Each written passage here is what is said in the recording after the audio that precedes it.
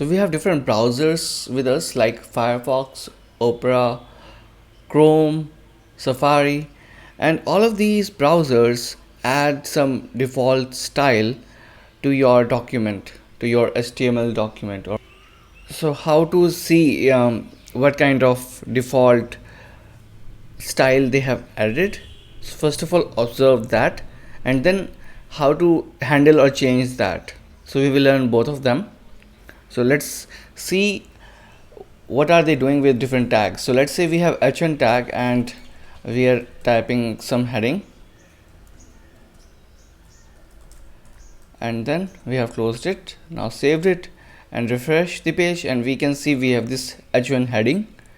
And now we can just inspect element and see what kind of styles are added by the browser. So if we'll go to layout, then we will see it has added the margin on the top and the bottom. And to see if how and where it has added, it is showing us system, which means that it is added by the browser. So moreover, there is this inspect element feature which is there in Opera, Firefox, Safari, all of the major browsers. So you can just check the show user agent CSS, and then you can observe that these are the default styles which are added by the browser, and we can change them if we want. So for that, then we have to type some custom CSS code which will override this default code or style. So as we can see, we have this margin block and which is 0.67. In case if we change the value, we can see we have this custom inline code which is added by the browser, and we can see this the margin from the top has been reduced from 21 to 0. Likewise, we can do it for bottom as well. So if you can see, we have this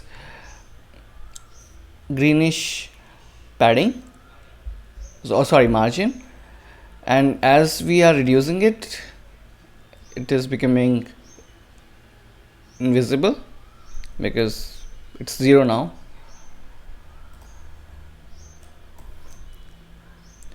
So these two were the default styles which were added by browser. Moreover, we can see we have font weight bold. So in case we don't want it to be bold, then all you have to do is either you can just write the inline style, or you can just have the style tag wherein you can just enter the styles. So let's say h1 and then font weight normal.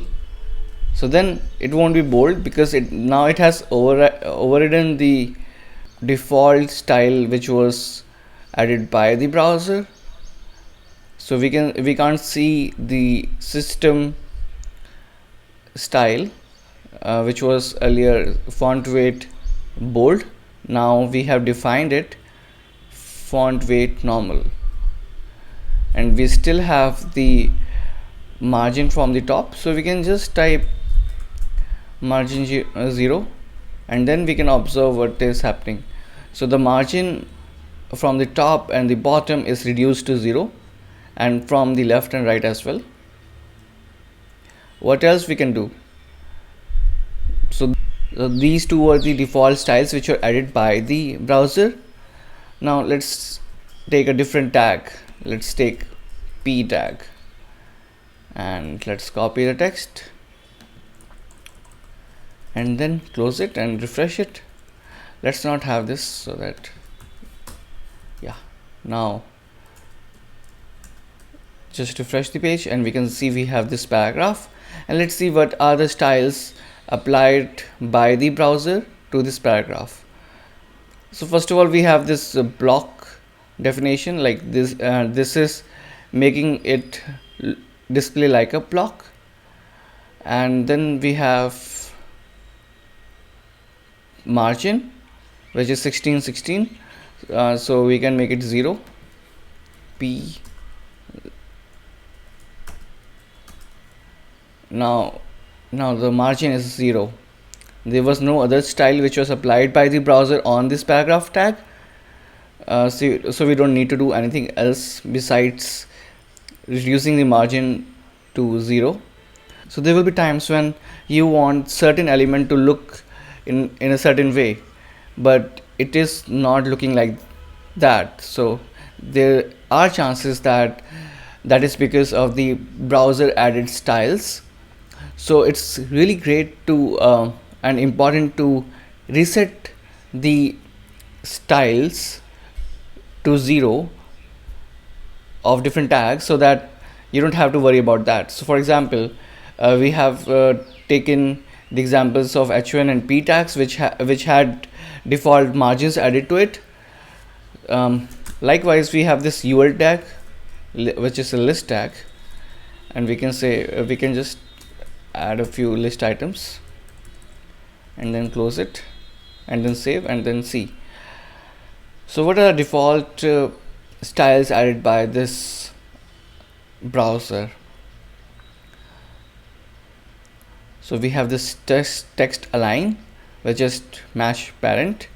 The parent is ul, and we can see we have these default styles. So first is the padding inline style, which is 40px, and then we have margin, block, and start, both are 1 em, and then list style type is disk. So that is the default type, and disk is like this round circle. And if we can see, we have the margin 16 and the padding is 40. So let's reset the code of this. So we have ul, and then we can, so now let's reset the style of this list. So we have this ul, and we can just type padding 0, and then we can also add margin, and we can also add margin 0, and then save the file. So now we have this ul which has the margin 0. So now we have the ul which has the margin 0. So now we have the ul which has the margin 0 and also the padding which is 0. Likewise, ul has margin and padding 0, and if we want, we can also reset the list style type. We can make it square. Let's see if it changes to it. No, it is not. So let's have the padding first, then only it will show up. Now we can see we have this. If you still want the padding to be reduced, let's make it 10 pixels. So the point is that you really have to have some space so that even this list style type can be accommodated within the space. But if we are reducing the padding to 0, there won't be any space for this square to show up. So that is why it was hidden. So if you will again reduce it to 0, then it won't appear. So at times you may not want these squares to be there, or you may not want the padding. So now you know how to reset the margin and the padding of the list items or the lists. Now we can choose another HTML tag. Let's say we have em tag, and then we can just type some text, and then we can just close it and see what is that style added by the browser. So we can see we have this font style italic which is added by the browser. As we can see, it is added by the system, and then we can just reduce it or remove it So just em and then bracket starts, and then font style normal. So now it won't look like italic, but it is normal. And if you want to make it bold, then you can just add font weight to it, which, let's say, bold. Now it is bold and not italic, which is not its default style. So this is how we change the default styles of different tags, and we override the default styles which are added by the browsers. So you can download the reset css file, and you can add it to your code, your HTML document or CSS file, so that you don't have to worry about the default styles which are added by the browser, as the reset file will automatically reduce all the values to 0.